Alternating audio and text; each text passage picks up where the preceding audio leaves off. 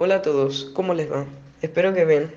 Bueno, hoy le venimos a hablar un poco sobre la historia de la geometría, que aunque no lo parezca, la solemos utilizar diariamente. En este video podremos ver la influencia de la geometría a lo largo del tiempo, personajes importantes de la geometría y aportes de estos personajes hacia la geometría. Todo comienza en la civilización babilónica. Se les atribuye la invención de la rueda. Es por eso que además se le otorga su contribución a la investigación de la longitud de la circunferencia, siendo este el número 3. Este descubrimiento permitió a los babilonios considerar que la longitud de las circunferencias era un valor intermedio entre los perímetros de los cuadrados inscritos y suscritos en unas circunferencias. La geometría evolucionó del estudio de los primeros matemáticos de la historia con el problema de las medidas de un campo o de un objeto. En el antiguo Egipto apareció una geometría observacional que provenía de la observación de los objetos. Esta geometría primigenia más adelante fue reformulada y elaborada por los griegos y es la geometría que hoy conocemos. En el siglo IV a.C., Pitágoras creó la teoría del famoso teorema de Pitágoras, que afirma que el cuadrado de la hipotenusa, el lado mayor de la longitud del triángulo rectángulo, es el igual a la suma de los cuadrados de los catetos. Los dos lados menores del triángulo, lo que conforma el ángulo recto. Pitágoras, 569 a.C. a 475 a.C. Fue un filósofo y matemático griego considerado el primer matemático puro. Contribuyó de manera significativa en el avance de la matemática helénica, la geometría y la aritmética, derivadas particularmente de las relaciones numéricas y aplicadas, por ejemplo, a la teoría de pesos y medidas, a la teoría de la música o a la astronomía. Los griegos le pusieron de nombre al estudio que involucra a estos postulados, geometría demostrativa, que estudiaba y analizaba polígonos y círculos y de sus correspondientes figuras tridimensionales. Esta geometría fue rigurosamente detallada por el matemático griego Euclides. En su libro Los Elementos, el texto de Euclides ha servido como libro de texto básico de geometría hasta casi nuestros días. Postulado de Euclides. 1. Dos puntos distintos cualesquiera determinan un segmento de recta. Número 2. Un segmento de recta se puede extender indefinidamente en una línea recta. Número 3. Se puede trazar una circunferencia dados un centro y un radio cualquiera. Número 4. Todos los ángulos rectos son semejantes entre sí, no iguales. Número 5. Postulado de las paralelas. Si una línea recta corta a otras dos, de tal manera que la suma de los dos ángulos interiores del mismo lado sea menor que dos rectos, las otras dos rectas se cortan al prolongarlas por el lado en el que están los ángulos menores que dos rectos. Euclides, 325 a.C. a 265 a.C. Fue un matemático y geómetra griego. Se le conoce como el padre de la geometría. Fue un activo en Alejandría, Antiguo Egipto, en tiempos de Ptolomeo I Soter. Fue el fundador de la Escuela de Matemáticas de la ciudad. Su trabajo más famoso fue Los Elementos, considerado a menudo el libro de texto de más éxito de la historia de las matemáticas. Se deducen las propiedades de los objetos geométricos y de los números naturales a partir de un pequeño conjunto de axiomas. Teorema de Euclides referido al cateto. En todo triángulo rectángulo, cada cateto es medida proporcional geométrica, es decir, cada cateto al cuadrado, entre la hipotenusa entera y su proyección sobre ella. El científico Arquímedes también hizo muchas aportaciones a la geometría. Inventó muchas formas de medir el área de ciertas figuras, curvas, así como la superficie y el volumen del sólido limitado por superficies curvas, como paraboloides y cilindros.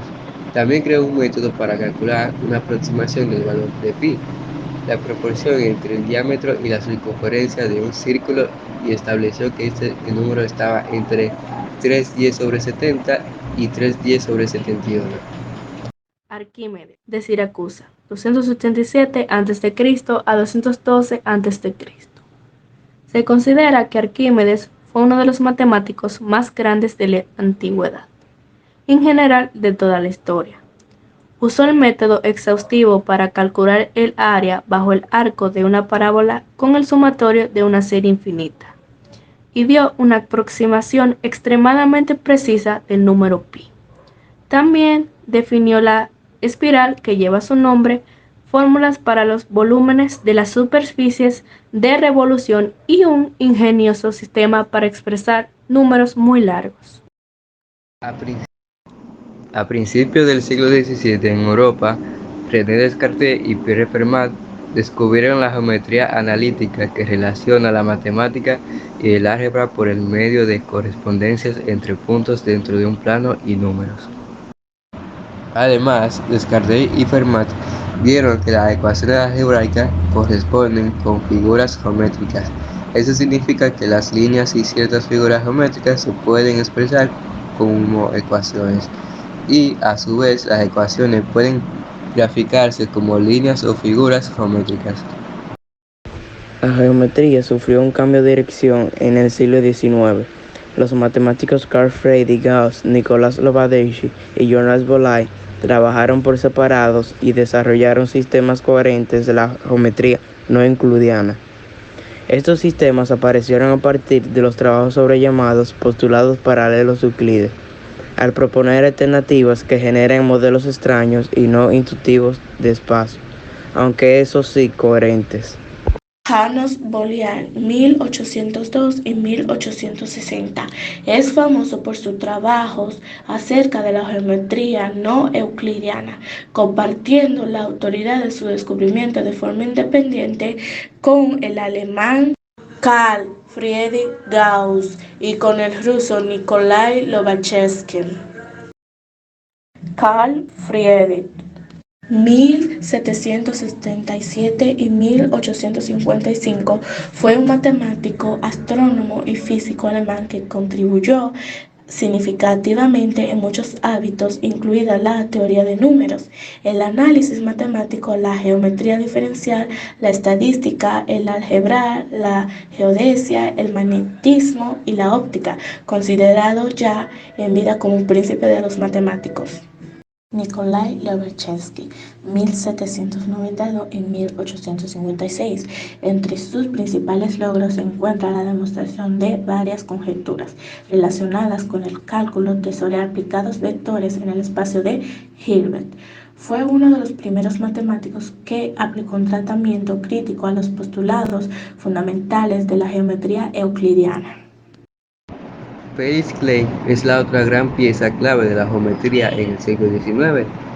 En 1871 descubrió que la geometría euclidiana y las no euclidianas pueden considerarse como casos particulares de la geometría de una superficie proyectiva con una sección cónica adjunta. Esto implicaba dos cosas. La primera es que la geometría euclidiana y las no euclidianas podían considerarse como casos particulares de la geometría proyectiva, o mejor dicho, de la geometría de una superficie en un espacio proyectivo. La segunda, que la geometría euclidiana es consistente, es decir, no puede llevar contradicciones si y solo si lo son las dos geometrías no euclidianas. Dato curioso, existe una figura llamada la botella de Klein, que es una superficie no orientable abierta cuya característica de Euler es igual a cero, o sea que no tiene interior ni exterior. Casi al mismo tiempo, el matemático británico Arthur Clay desarrolló la geometría para espacios con más de 3 dimensiones.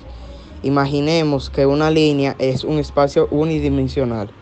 Si cada uno de los puntos de la línea se sustituye por una línea perpendicular a ella, se crea un plano o un espacio bidimensional. De la misma manera, si cada punto del plano se sustituye por una línea perpendicular a él, se le genera un espacio tridimensional. Muchas gracias. Arthur Cayley, 1821-1895. Arthur Cayley fue un matemático británico. Es uno de los fundadores de la Escuela Británica Moderna de Matemáticas Puras. Fue el primero que introdujo la multiplicación de las matrices. Es el autor del teorema de Cayley, que dice que cualquier matriz cuadrada es solución de su polinomio característico. En el siglo XX, la división tradicional de las matemáticas en la aritmética, álgebra, análisis, geometría y explotado por la definición misma de lo que podría llamarse obras de geometría, es en parte sujeta a debate. Hoy en día, cuando se utiliza la palabra geometría, conviene distinguir si está autorizado o no su uso en plural. La geometría, en el sentido en que esta palabra todavía se presenta en el lenguaje común, se llama geometría euclidiana tan pronto como queremos usar un lenguaje matemático que sea incluso ligeramente compatible. Esta parte de la matemática se considera esencialmente completa en términos de su teoría general. En ese sentido, los problemas de geometría posiblemente caen en las matemáticas aplicadas y no también realizado estudios profundos en el siglo. Sin embargo, debemos exceptuar las cuestiones relativas a los fundamentos de la axiomática y de la geometría euclidiana. Por otro lado, de acuerdo con las conclusiones del programa de Klein, la palabra geometría también se usa comúnmente en plural en las matemáticas actuales. En este sentido, no cubre realmente una disciplina específica, pero por otro lado, cubre una gran parte de todas las teorías matemáticas modernas. ¿Les ha gustado el video? Espero que sí. Como pudimos ver, encontramos personajes icónicos como Pitágoras o Euclides, también temas que hemos tratado anteriormente como pueden ser el teorema de Pitágoras o los postulados de Euclides, y se ve como cada vez que surgía un problema, muchas veces se solucionaba gracias a la geometría y a sus grandes matemáticos. Espero que hayan aprendido algo y que les haya gustado. Nos veremos en la próxima. Adiós.